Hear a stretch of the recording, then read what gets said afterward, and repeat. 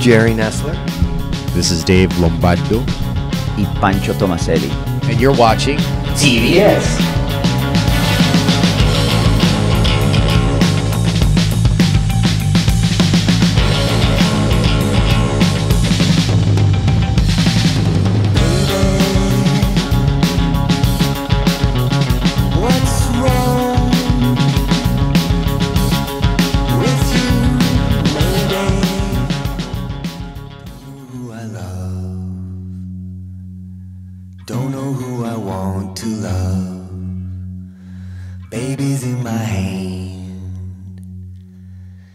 Philm, I mean, to me, in my words, it's a culmination of three different artists that have a very different history, a musical history, behind them.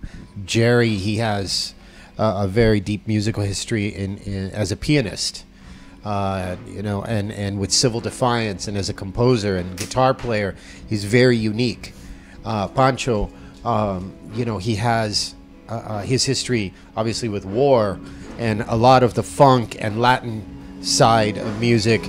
And obviously, what I've done. We have absolutely no limitations, when it comes to songwriting. I think the band has a lot to offer to this musical world.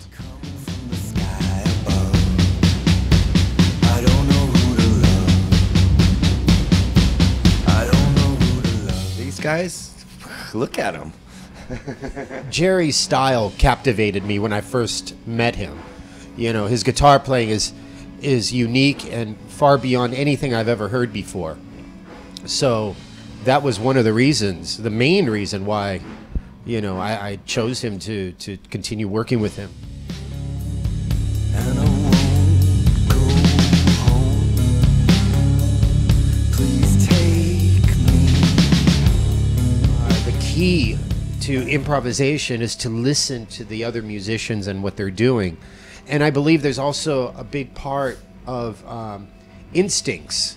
Since Jerry and I know each other so well musically, and I know Pancho now very well musically. And listening in cycles, cyclic, understanding that there's cycles to everything, When I'm jamming with these guys, I'm not just like playing blindly, but I try to come up with parts on the spot that fit the drum parts, and immediately those parts lock, and it makes it very easy for Jerry to take a solo, or it makes it very easy for Dave to take off and do crazy feels, because he knows I'll be there when he lands. I'll be there, and that's pretty much what it is. Just listen and be organized when you play. Don't just, it's like shooting a gun. You aim to get the target. You don't just shoot like all over the place.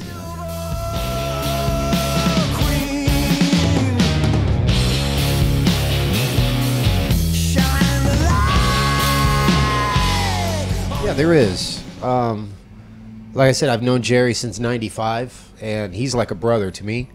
Pancho, he's like an adopted brother, from Ecuador and Venezuela, wherever he's from.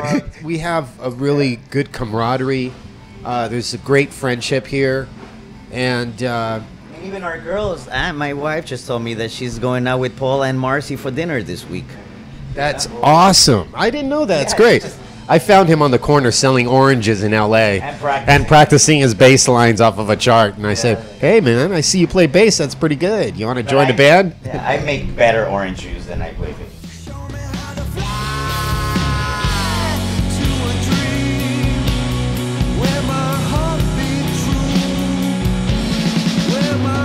Just came out like that. I mean, we live in L.A. I don't know if you've been to L.A. before.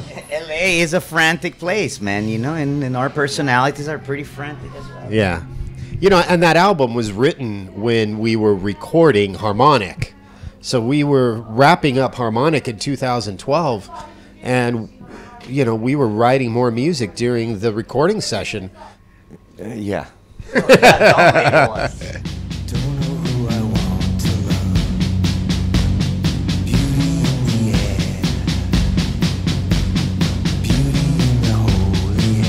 My sister and me were trained very young on the piano, you know, I just didn't really get into it really seriously until the 70s, you know, started to, you know, I found my place in it because hers, you know, she's a little older than I am.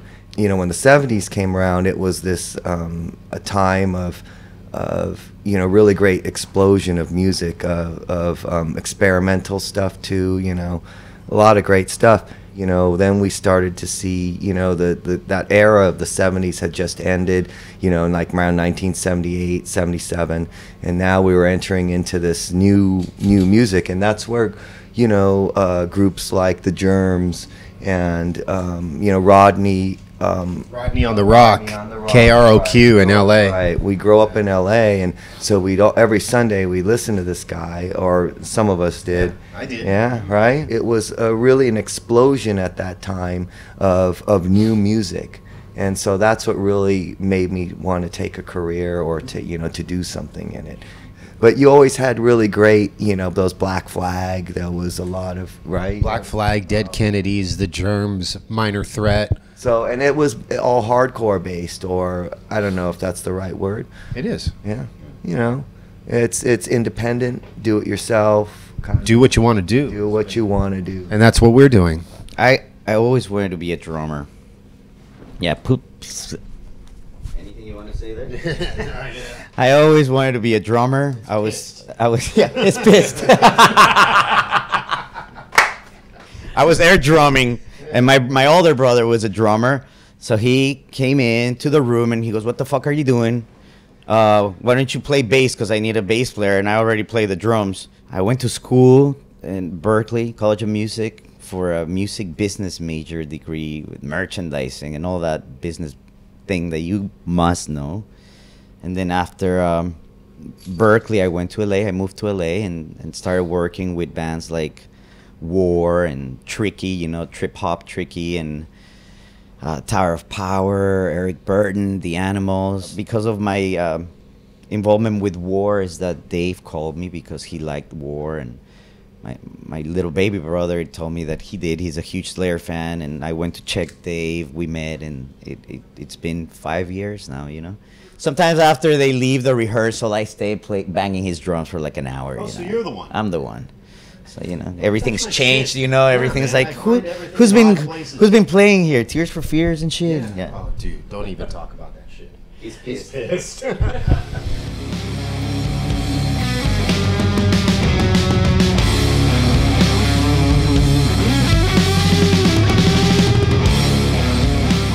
next album will be recorded in a different studio.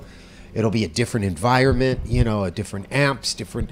You never know what's going to happen. It's going to be heavy, but it's going to have different elements in there. It's like those restaurants. You ever been to a restaurant where they change the menus a lot, or they make a different, you know, where the yeah, or the chef, like, you know, sometimes the chef is free to, hey, this is what I'm making this evening, and so this is what you're going to eat or whatever.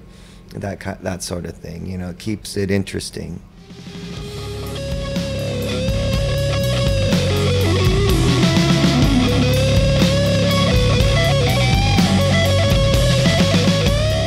So far, yes, especially the ones in New York. I've been filming the fans. I've been filming the fans after every night, and I ask them, "What do you think of film?" And I get guys with Slayer shirts, punks, girls, hipsters, kids, everybody. So far, I got like 13 minutes worth of footage. People are liking it, I believe, mainly because it's new, you know, and it's a different sound. It's refreshing, you know. This rhythm section bass with a crazy Willy Wonka looking guy in there destroying the guitar, you know, and then going ambient. And so I think it's good. The response has been great.